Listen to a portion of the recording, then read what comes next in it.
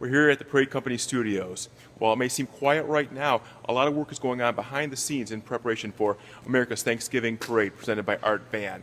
A team of employees, volunteers, and craftsmen are working behind the scenes to make the magic happen on Woodward Thanksgiving morning. Well, we design the floats with the various companies who are sponsoring. They're then handed to Dave Danielson and his team, our art director.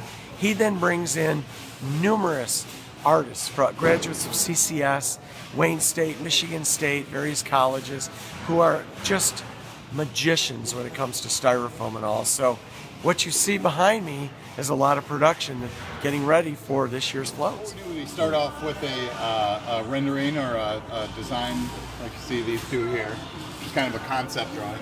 And then from there we take it and we scale it out from a plan view and from a profile view, so they can break down each component of the float for the artists to create in scale.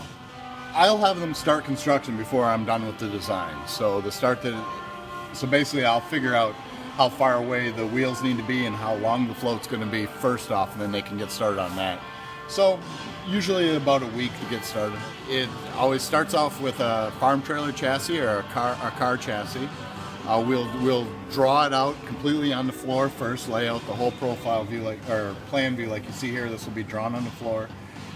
Then we weld the steel frame, depending on the shape of the float, whether it's going to have what we call a rod sculpted frame like this float over here, or a wooden skirt around it. And then simultaneously we'll have artists sculpting with styrofoam or doing larger sculptures. We've done our rod sculptures we welded.